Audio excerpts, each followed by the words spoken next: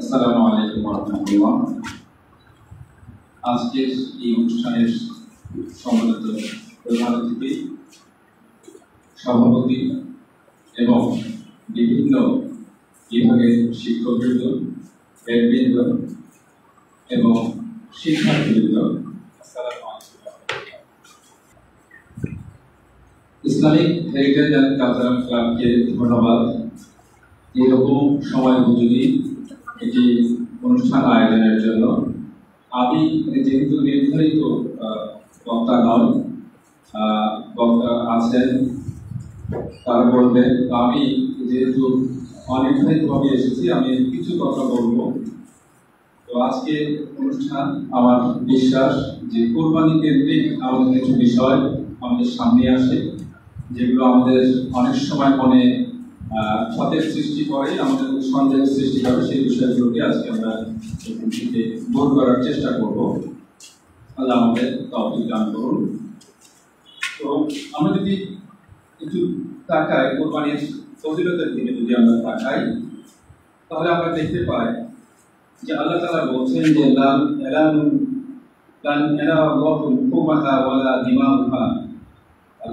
আল্লাহর নিকট পৌঁছায় না তোমাদের দোষ, তোমাদের রক্ত পৌঁছায় না তোমাদের, শুধু পৌঁছায় তোমাদের তাকওয়া। অর্থাৎ তাকওয়া যেটা, অর্থাৎ খোদাভক্তি, এটি হচ্ছে পৌঁছায়। এবং খোদাভক্তির উপর ভিত্তি করে আমাদের কোরবানির যে সেটি হয়ে থাকে। অতএব আমাদের পশুটা কত বড়, অবশ্যই পশু সুন্দর দিতে হবে, কত দিতে হবে, প্রতিযোগ্য পশু এখানে কোরবানি করা যাবে না, কিন্তু তারপরটা আমাদের এখানে পৌঁছায়। এই বিধানের দিকে যদি তাকাই, আমরা বিধান নিয়েও আমরা অনেক সময় আমাদের মধ্যে দ্বন্দ্ব আসে, কোরবানি করবো কি করবো না, কোরবানির জন্য কি বিধান। তো আমরা যদি দেখি যে আল্লাহ রাসূল সাল্লাল্লাহু আলাইহি সাল্লাম বলছেন, তার হাদিসে আমরা যদি দেখতে পাই, তিনি বলছেন যে যারা কোরবানি করবে না তারা যেন ঈদগাহেও না আসে, মানে কঠোরভাবে বলা হচ্ছে। তো এই হাদিসটি যদি আমরা আক্ষরিকভাবে চিন্তা করি তাহলে খুব কঠিন। তার মানে কোরবানিটা ফরজ, কোরবানি করতেই হবে। আবার দেখি যদি আমার সামর্থ্য না হয়, তার মানে এখানে বড় যে বিষয়টি সেটি হচ্ছে আপনার তাকওয়া। আপনার সামর্থ্য আছে কি নাই এটি নির্ণয় করবেন আপনি। আমরা অনেক সময় কি বলে থাকি, আমরা হয়তো একজন বিশেষজ্ঞের শরণাপন্ন হই যে আমার এই সমস্যা, আমি কোরবানি দিতে পারছি না। কেন দিতে পারছি না? আমি জমি কিনেছি। কেন দিতে পারছি না?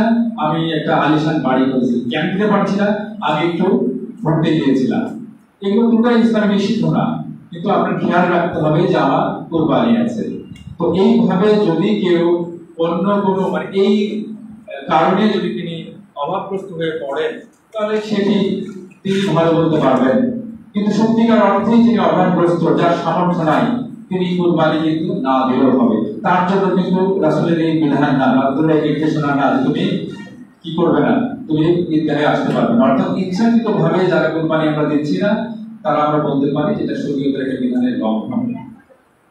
তো আমরা যদি কোরবানির ইতিহাসের দিকে তাকাই, আমরা জানি যে ইব্রাহিম আলাইহিস সালাম, ইসমাঈল আলাইহিস সালাম, এই ঘটনাটি আমরা জানি। তো এটি কোরবানি আমরা যেভাবে কোরবানি করে থাকি তার একটা সূচনা আমরা জানি, কিন্তু বড় কোরবানির ইতিহাস কিন্তু আরো আগে থেকে। আমরা দেখতে পাই যে আল্লাহ বলছেন যে প্রত্যেকটা শরীয়ত, প্রত্যেকটা নবীর জন্যই আল্লাহ কি করেছিলেন, কোরবানির বিধান রেখেছিলেন। তার মানে সব শরীয়তে কোরবানি ছিল। আমরা যদি দেখি কোরবানির একদম প্রথম ইতিহাসে যদি তাকাই, তাহলে দেখতে পাই হাবিল এবং কাবিল, তারা কিন্তু প্রথম কোরবানি করেছিলেন। হাবিল এবং কাবিল আপনারা জানেন যে সেই সময় আদম আলাইহিস সালামের সন্তান জোড়ায় জোড়ায় হতো, হাবিল এবং কাবিল। অর্থাৎ হাবিলের সাথে যে কন্যার জন্ম তার বিয়ে হবে কাবিলের সাথে, কাবিলের সাথে যে কন্যার জন্ম তার বিয়ে হবে হাবিলের সাথে। কিন্তু ঘটনাচক্রে দেখা গেল যে কাবিলের সাথে যে জন্মগ্রহণ করেছে সে সুন্দরী, আর হাবিলের সাথে যে জন্মগ্রহণ করেছে সে অপেক্ষাকৃত সুন্দরী কম। তো কাবিল যেটি করলো, যেটি মানতে রাজি হলেন না, সেক্ষেত্রে আদম আলাইহিস সালাম তাকে কোরবানি করতে বললেন। এবং তখন যে কোরবানির নিয়মটি ছিল যে যার কোরবানি কবুল হতো, আল্লাহ তার কোরবানি কি করতেন, ভস্ম করে নিয়ে চলে যেতেন। অর্থাৎ আমরা কোরবানি এখন করছি, করার পরে সেটা আমরা চামড়া ছিঁড়াচ্ছি, গোস কাটছি, খাচ্ছি, কাঠটা কবুল হচ্ছে, কাঠটা কবুল হচ্ছে, কিন্তু আমরা দৃশ্যমান না। কিন্তু সেই সময় কিন্তু দৃশ্যমান ছিল, অর্থাৎ যা কোরবানি কবুল হতো না সেটা মাঠে করে থাকতো। তো যাই হোক, এইভাবে কোরবানির ইতিহাস। তো হাবিলের কোরবানিটা দিতে হয়েছিল। তো আমরা যদি এই দিকে তাকাই যে আমাদের কোরবানি যে তাকওয়ার কথা যে আমি বললাম, যে তাকওয়া কি গুণ, আল্লাহ যদি এখনো সেই বিধান রেখে দিতেন তাহলে হয়তো আমরা অনেকেই লজ্জিত হতাম। তো আমি সংক্ষিপ্ত ভাবে এর কিছু বিধান একটু আলোচনা করে শেষ করব, দলিল ছাড়া, অর্থাৎ দলিল আমি সময় স্বল্পতার কারণে উপস্থাপন করছি না। আর যে আরো বক্তা আছেন তারা এই বিষয়ে ভালো বলবেন, আমি জাস্ট একটু আপনাদেরকে ধারণা দেওয়ার চেষ্টা করব এবং আমার উপর যে অর্পিত দায়িত্ব সেটি পালন করার চেষ্টা করবো। আমরা কোরবানির দিকে যদি তাকাই তাহলে কোরবানি এককভাবে দিব না 7 ভাগে দিব, এটি নিয়ে আমাদের মধ্যে একটা বক্তব্য, আমাদের মধ্যে একটা যদি দ্বিধাদ্বন্দ্ব চলে আসে। তা আমরা যদি রাসূলের সময়ের দিকে তাকাই, সেই সময় কিন্তু এই দ্বন্দ্বগুলো ছিল না, আমরা খুব একটা পাইও না। কেন পাই না? সৌদিতে যেরকম ভাবে গরুর প্রচলন কম ছিল, তেমনি ভাবে সাহাবারা বা রাসূলের জীবনীতে আমরা যদি দেখি, উনি ছাগল, দোম্বা, অর্থাৎ একটি প্রাণী যেগুলোতে ভাগ হয় না। আমরা জানি গরুতে বা এই মহিষে যদি ভাগ হয়, ছাগল বা দোম্বায় কিন্তু ভাগ হয় না। তো এইভাবে তারা কোরবানি করতেন। তো আমরা যদি সেটি করতে পারি, আমরা অনেকে ছাগল পছন্দ করি না, দোম্বার গোশত খেতে চাই না, গরু বেশি পছন্দ করি। তো সেই ক্ষেত্রে ভাগেও দেওয়ার বিধান আছে। এবং এই ক্ষেত্রে সফর কি সফর নয় সেটি নিয়ে বিতর্ক থাকলেও আলেমদের ঐক্যমত বা আলেমদের অধিকাংশের মত যে ভাগে কোরবানি দেওয়া যাবে। তবে এই কোরবানির পশুটি সুস্থ হতে হবে। এটি যেন অসুস্থ বলতে এটি যেন ঘোড়া না হয়, তাদের যেন কোনো ত্রুটি না থাকে, সেইগুলো আমাদের খেয়াল রাখতে হবে। আরেকটি বিষয় সেটি হচ্ছে যে আমরা ইমাম যাদেরকে মানি, আসলে কাগজে কলমে মানি, মনে মানি না। কিরকম? ইমাম বলতে নেতা। আমরা মসজিদে যাই, জুমার দিনে নামাজ পড়ি, একজনকে ইমাম নির্ধারণ করি, তিনি আমাদের নেতা। কিন্তু উনি যদি 5 মিনিট দেরি করে তাহলে কি করি? রেগে যায়, আপনি কেন দেরি করলেন? মানছি নেতা, কিন্তু তাকে আমরা গুরুত্ব দিচ্ছি না। তো সেই ক্ষেত্রে আমাদের দেখা যায় যে আমাদের দেশে ঈদের নামাজ আমরা দেরিতে পড়ি। এটা আমাদের একটা প্র্যাকটিস, যেহেতু আমরা সবাই যুক্ত হই। ঈদের রাতে আবার আমাদের কাজ থাকে, ছেলেরা মার্কেটে থাকে, মেয়েরা রান্না করে, অনেক কিছু বিষয়। তো যাই হোক, কোরবানি করতে হলে অবশ্যই সেটি সালাতের পরে কোরবানি করতে হবে। কোনো কারণে যদি মনে করে থাকেন, আমি যদি উদাহরণ দিয়ে বলি যে পাশাপাশি 2টি গ্রাম, আমি যেখানে নামাজ পড়ছি সেখানে 8টার সময় নামাজ, আর আরেকটা জায়গা সেখানে 10টার সময় নামাজ, তাহলে আমি কি করছি? 9টার সময় কোরবানি করতে পারছি, কিন্তু পার্শ্ববর্তী গ্রাম সে কিন্তু 9টায় কোরবানি করতে পারছে না। অর্থাৎ আমার নামাজ শেষ হবে, তারপরে কোরবানি করতে হবে। এটি করার কারণ আমরা দেখি অনেক সময় যে এগিয়ে থাকার জন্য অনেকে মনে করে যে আচ্ছা নামাজে যাবো, আগে কোরবানিটা করে যাই। এটি করা যাবে না। আর যারা কোরবানি দিবেন তাদের জন্য সুন্নাহ, সেটি হচ্ছে চুল, নখ সহ যে বিষয়গুলো আমরা পরিষ্কার করি সেগুলো এই কয়েকদিন করা যাবে না, অর্থাৎ কোরবানি দিয়েই এটা করতে হবে। এবং কোরবানির সালাতে যাওয়ার বিধান হচ্ছে না খেয়ে যাওয়া, এবং সালাত থেকে ফিরে এসে কোরবানির গোশত দিয়ে রাসূল সাল্লাল্লাহু আলাইহি ওয়াসাল্লাম কি করতেন? কোরবানি করতেন। তো আমরা যেহেতু ভাগের সাথে যুক্ত, অনেক সময় আমরা আস্তে আস্তে দেরি হয়ে যায়। তো সেই ক্ষেত্রে অন্তত আমরা খেয়াল রাখবো যাতে কোরবানিটা হয়, রক্ত প্রবাহিত যেন হয়, তারপরে আমরা এটা খাবো। আর আরেকটি বিষয় যেটি আমাদের আগের বক্তা ছাত্র সে বলে গেছে যে ধারালো অস্ত্র হবে, যে জবাইয়ের সময়, এবং সে একটি উদাহরণ দিয়েছে তার ছোটবেলা। তো সে ছোটবেলায় সাহসী ছিল, আমি এত সাহস ছিল না। আমি যখন জানতাম না যে কাটবে কাঁচা লাগবে তখন থেকে কামি না ছিলাম।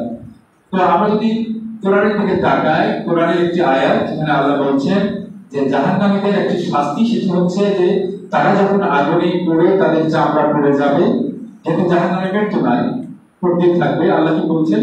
আল্লাহ বলছেন যে তখন আমি তাদের চামড়াটা আবার পরিবর্তন করে দেব। তো কেন এই শাস্তির কথা বলা হচ্ছে? চামড়ার কথা কেন বলা হচ্ছে? পুরো কোর্স শেষ দিতেই পারত, আল্লাহ অনেক কথা বলতে পারতেন। তো সেখানে বিজ্ঞানীরা, চিকিৎসা বিজ্ঞানীরা তারা গবেষণা করে দেখেছেন। এখানে আমাদের ডাক্তার স্যার আছেন, তার সামনে চিকিৎসা বিজ্ঞানের কথা বলা লজ্জার বিষয়, ভয়াবহ বিষয়। আমি কোনো বিষয়ে যদি আমার ভুল রেখাকে সংশোধন করে দেবেন।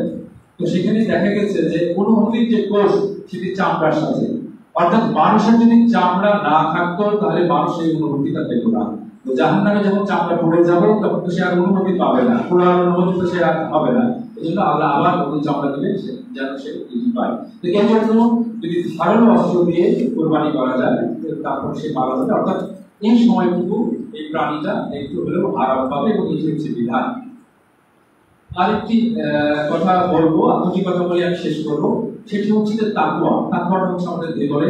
তাকওয়া আমি কিভাবে করছি? আমার ছোট্ট একটা গরু, ছোট্ট একটা পশু, সেটিকেও হয়তো আমি পরিপূর্ণ সওয়াব লাভ করতে পারি, আবার খুব দামি পশু দিয়েও হয়তো এটি নাও হতে পারে তাকওয়া।